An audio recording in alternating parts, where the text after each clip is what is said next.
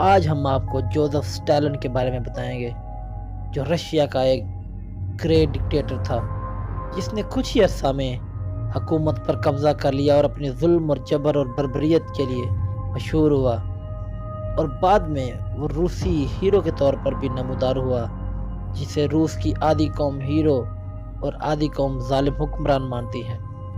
دوستو، Joseph Stalin کا اصل نام جوزف وسارینووچ تھا، اور اس کو اسٹالن کا لقب بعد میں دیا گیا جس کا مطلب ہوتا ہے دی مین آف سٹیل۔ یہ 1878 میں جارجیا کے ایک گاؤں گوری میں پیدا ہوا۔ اسٹالن بہت غریب تھا۔ اس کا باپ پیشے کے لحاظ سے ایک موچی تھا، اور اس کی ماں ایک دھوبن تھی جو لوگوں کے کپڑے دھو دھو کر گھر کا پیٹ پالتی تھی۔ اسٹالن شروع سے ہی باغی ذہنیت کا مالک تھا اور دوسرے لڑکوں کے ساتھ مل کر شرارتوں میں مگن رہتا۔ دوستو، اسٹالن کا باپ ایک شرابی انسان تھا، جبکہ اس کی ماں ایک نیک خاتون تھی، اور وہ چاہتی تھی کہ اس کا بیٹا ایک نیک انسان بنے اور اپنے باپ کے برعکس نیک کام کرے۔ ایک دن اس نے دکان سے کوئی چیز لی تو اسے ایک کاغذ میں دی گئی۔ وہ کاغذ کمیونسٹ پارٹی کا مضمون تھا جو لینن نے تحریر کیا ہوا تھا۔ اسٹالن اس سے کافی متاثر ہوا، اور یہ خیالات تو مذہبی خیالات کے بالکل الٹ تھے، اور اس میں حکومت مخالف جذبات بھی پیدا ہو گئے۔ اسٹالن نے محنت مزدوری بھی کی اور مزدوروں کا لیڈر بھی بن گیا، اور اس نے مزدوروں کی ہڑتالیں بھی کرائیں۔ اس کی مقبولیت دیکھ کر لینن نے اس کو اپنی پارٹی میں شامل کر لیا۔ 1913 سے 1917 تک وہ سائبیریا کی بہت سی جیلوں میں رہا اور بھاگ کر واپس بھی آ جاتا، جس کی وجہ سے اس کو اسٹالن کا لقب دیا گیا۔ 1912 میں جب بیلشوی پارٹی نے اپنی الگ پارٹی کی بنیاد رکھی تو اسٹالن کا ایک نام ہو گیا تھا۔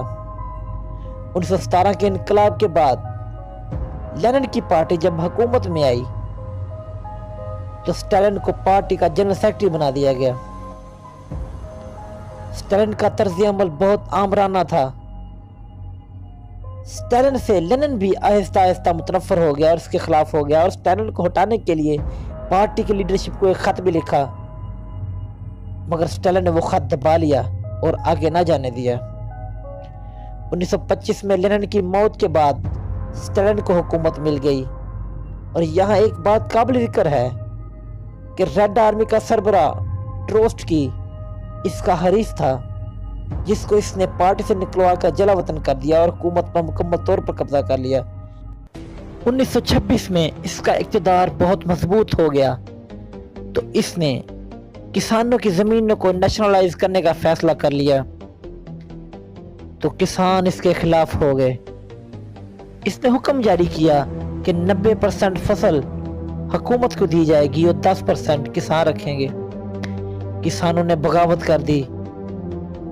اس نے غصے میں 30 لاکھ کسانوں کو مروا دیا اور کچھ کو جیل بھجوا دیا۔ حکومت نے زمینوں پر قبضہ کر لیا۔ 1930 سے 1933 تک 60 لاکھ لوگ بھوک سے مر گئے، اور روس شدید قسم کے قحط کا شکار رہا۔ دوستو، اس کے بعد اس نے اپنے تمام مخالفین کو قتل کرنا شروع کر دیا۔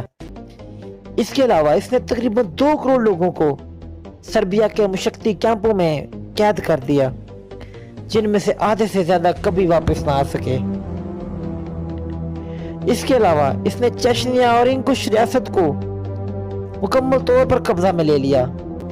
دوستو، اسٹالن پر کل ملا کر تقریباً 2 کروڑ لوگوں کے قتل کا الزام ہے، جو اس وقت ہٹلر کے بعد سب سے زیادہ تھا۔ اس نے ملک کو مکمل طور پر کنٹرول کر لیا تھا، اور جو بھی اس کے خلاف جاتا اس کو فوراً قتل کر دیا جاتا، اور اس کے خلاف میڈیا اور دیگر اداروں کو بولنے کی جرات تک نہ رہی۔ اس نے ہٹلر کے ساتھ جنگ عظیم 2 میں معاہدہ بھی کیا، اور یہ دونوں کے فائدے میں بھی تھا، مگر بعد میں جرمنی نے چپکے سے روس پر حملہ کر دیا تو یہ بالکل ڈر گیا اور اپنے حواس کھو بیٹھا اور کئی دن پریشان رہا، اور پھر اس نے ریڈیو پر خطاب کر کے عوام سے مدد کی اپیل کی اور مختلف قسم کی تقاریر کرنے لگا۔ تقریباً 1.5 کروڑ روسی عوام کے قتل کے بعد जर्मनी से स्टालिन ने फतह हासिल की और कई रोज की लड़ाई के बाद बर्लिन पर कब्जा कर लिया। स्टालिन ने यूरोप को शिकस्त देकर हिटलर को बुरी तरह हरा दिया और रूस दुनिया की दूसरी बड़ी ताकत बनकर दुनिया के नक्शे पर उभरा। इसने तकरीबन 200 एटमी साइंसदान रशिया में लाकर एटमी प्रोग्राम की इब्तिदा भी रखी। 1953 में स्टालिन की मौत हो गई और सबसे पहले इसकी लाश को हनूत करके रखा गया, मगर बाद में इसको मॉस्को में दफन कर दिया गया। इसके बारे में लोगों में मिला जुला रद्द अमल है।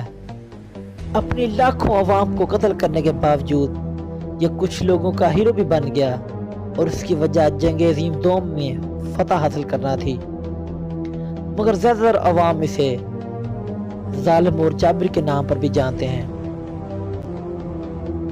दोस्तों, हम उम्मीद करते हैं कि जोसेफ स्टालिन का ये तारुफ आपको बहुत ज़्यादा पसंद आया होगा। इंशाल्लाह मज़ीद वीडियोस के साथ आपकी खिदमत में दोबारा हाजिर होंगे।